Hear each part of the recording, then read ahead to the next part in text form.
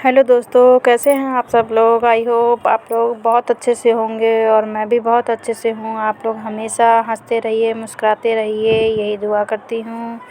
और दोस्तों, इस संसार में सबसे बड़ी संपत्ति हमारी हमारी बुद्धि है और सबसे बड़ा हथियार हमारा धैर्य है। ऐसा नहीं है कि इस समय दुख बढ़ गए हैं, बल्कि सच्चाई यह है कि सहनशीलता कम हो गई है। जिसको सहना आ गया मतलब उसको रहना आ गया। सबसे अच्छी सुरक्षा विश्वास है और सबसे बढ़िया दवा हंसी है। हम लोग अक्सर सोचते हैं कि सब दुख दूर होने के बाद मन प्रसन्न होगा। यह हमारा भ्रम है। सच तो यह है कि मन प्रसन्न रखें तो सब दुख अपने आप दूर हो जाएंगे। यही सत्य है। असंभव और संभव के बीच अंतर व्यक्ति का दृढ़ निश्चय ही निश्चित करता है। कभी यह मत सोचिए कि आप अकेले हैं, ये सोचिए कि आप अकेले ही काफ़ी हैं। तो हेलो दोस्तों, इन्हीं पॉजिटिव लाइनों के साथ हमेशा हंसते रहिए, मुस्कुराते रहिए और अपने जीवन में अपने कर्मों को आगे बढ़ाते रहिए। तो इसी के साथ शुरू करते हैं अपना ब्लॉग। 2-3 दिन से आटे की बोरी भरी रखी हुई थी। आटा तो पिसा लिया गया था, पर इतनी ठंड थी और तबीयत भी नहीं ठीक थी, तो हिम्मत नहीं हो रही थी आटा भरने की। क्योंकि मतलब आटा भरो तो कितना ही धीरे धीरे भरो, थोड़ा बहुत फैल ही जाता है, वो उड़ता ही है। और ना भी उड़े तो एक मन में शंका रहती है कि पूरे कपड़ों में हो जाएगा। फिर भी बहुत धीरे धीरे करके मैंने आज आटा भर दिया। और देखिए, सुबह उठ के मतलब अपना सारा काम करने के बाद बस नहाना धोना करके मैं इसी तरह खाना पीना बना चुकी हूँ। और अभी कंघी वगैरह भी नहीं किए, क्योंकि इतना काम हो जाता है। छोटा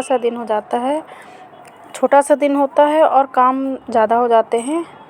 तो रोज़ के काम तो हैं ही, उसके अलावा अलग से ये सब काम आ जाते हैं, रखना उठाना। और देखिए, आटा भर के रखा है, उसके बाद इकट्ठा इतनी सारी सब्जियां ले ली जाती हैं कि मुझे सोचना पड़ता है कि किस बास्केट में क्या रखूं। कौन सी सब्ज़ी ज़्यादा है उसे छोटी बास्केट में करूं या ज़्यादा में करूं, बड़ी में करूं। मतलब यही उधेड़-बुन चलती रहती है। तो यहाँ पर मैंने मटर ज़्यादा आ गई है, मैंने एक बास्केट में रख के देखा, पूरी नहीं आ रही थी, तो मैंने फिर आलू को चेंज किया। आलू कम थी तो उसे चेंज किया। अब जिस दिन आलू लिया जाएगा वो भी को 5-7 किलो ले ली जाए इकट्ठा। तो मैं तो रखने उठाने से ही परेशान हो जाती हूँ। अब देखिए, मटर का ढेर लगा दिया गया है मेरे यहाँ। सबके पापा जी की और उनके बेटे की, सबकी यही आदत है, जब लेंगे इकट्ठा ही ढेर लगा देंगे। तो इनको रखना उठाना पड़ता है। फिर इनकी केयर भी करते, मतलब कौन सी सड़ रही है, कौन सी क्या बनाएं, बहुत सोचना पड़ता है। और मैं तो हमेशा कहती हूँ, जब डेली दरवाजे से सब्जियां निकलती हैं तो रोज़ का रोज़ लो और रोज़ बनाओ ताज़ी। पर इन लोगों को समझ में नहीं आता, कोई भी ठेलियाँ निकले बस ले लो। तो दरवाजे से ही सारी सब्जियां निकल जाती हैं, तो बाहर बैठे रहते हैं और ख़रीदते जाते हैं, खाएं चाहे ना खाएं। तो यहाँ सब सारी सब्जियों को अच्छे से रख रही हूँ।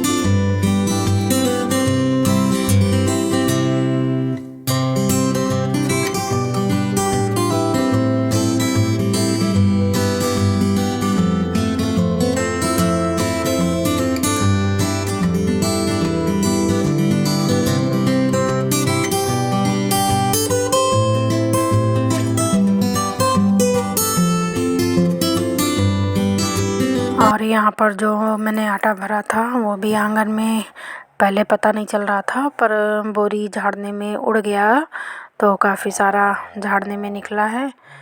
तो इसे भी उठाकर किनारे रख दूँगी।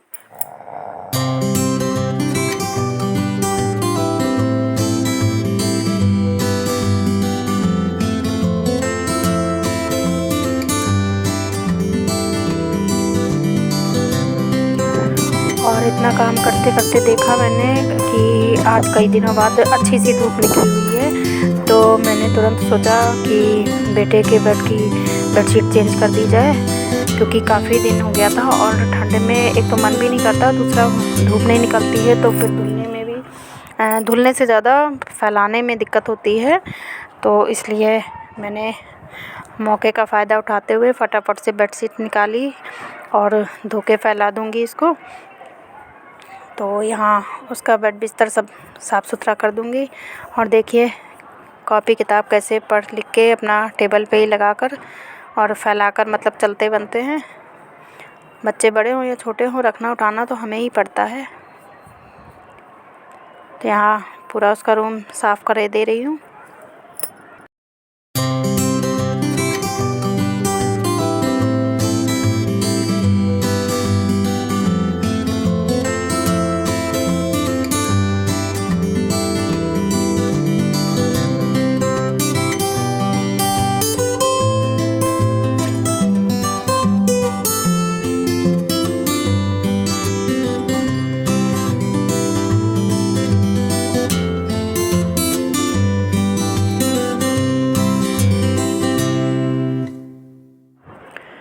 और बेडशीट वगैरह बदलने के बाद सोफ़ा वगैरह झाड़ दिया है। वैसे तो अब इस टाइम ठंड की वजह से ऊपर बहुत हवा लगती है, इसलिए रूम लगभग 24 घंटे बंद ही रहता है। बस जब काम लगा खोला और उसके बाद फिर बंद कर दिया। तो अच्छे से कई दिन हो गए थे तो सोफ़ा वगैरह भी नहीं झाड़ा था, क्योंकि हमारे यहाँ 2 ड्राइंग रूम है, एक नीचे पोर्शन में एक ऊपर। तो ऊपर वाले ड्राइंग रूम में बहुत कम लोग आते हैं, तो इतने ज़्यादा गंदा नहीं होता है। गर्मियों में गंदा होता है, क्योंकि गर्मी की वजह से ऊपर का खिड़की और गेट खुला रहता है, तो धूल मिट्टी सब आती रहती है। पर सर्दियों में काफ़ी राहत होती है, मतलब ज़्यादा गंदा नहीं होता है। तो साफ़ सफाई करके सोफ़ा बेडशीट वगैरह सब झाड़ के और झाड़ू लगा दी। सब कुछ साफ़ करने के बाद में अपना हुलिया सही करूँगी। नहाने के बाद अभी मैंने फेस पर क्रीम तक नहीं लगाई है, सीधे किचन में गई और उसके बाद साफ़ सफाई में लग गई हूँ। सारा काम करने के बाद फिर खुद को मेंटेन करूँगी।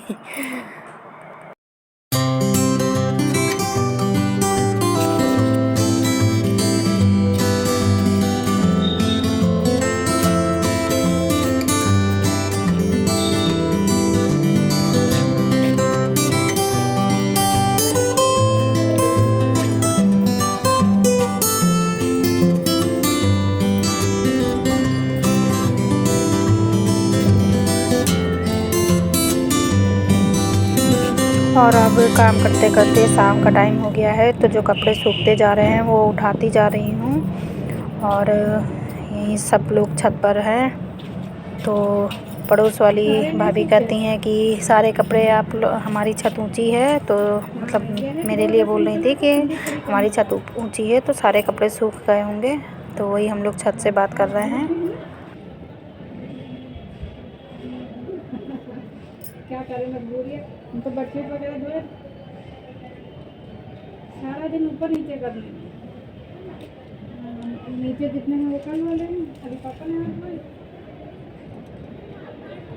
हाँ, इसीलिए तो ऊपर बैठी थी, मैं तो ऊपर नीचे करने का चाहते हैं। बैठे रहो, कम से कम मोटे कपड़े हर्षू ने बाद में धोए, तो उनके वाले पानी निकल गया नीचे, उसके नीचे डाल दो।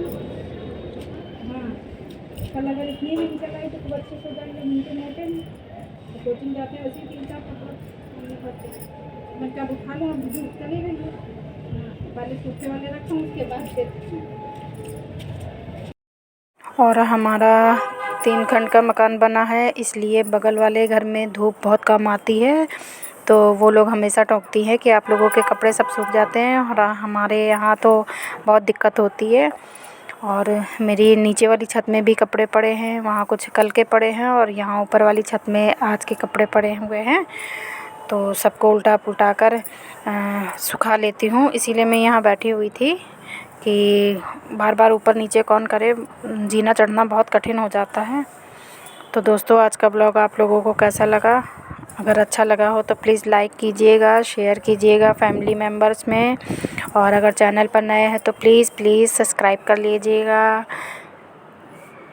और इसी के साथ मेरे सारे कपड़े देखिए नीचे के भी मैंने उठा लिए हैं और जितने सूखे हैं उनको अंदर करती जा रही हूँ, मतलब फ़ोल्ड करती जा रही हूँ और जो थोड़े से गीले हैं वो इसी प्लास्टिक के नीचे फैला दूँगी।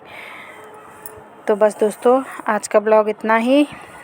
पसंद आए तो लाइक शेयर एंड सब्सक्राइब कीजिएगा। कल फिर मिलेंगे। Bye bye, love you all.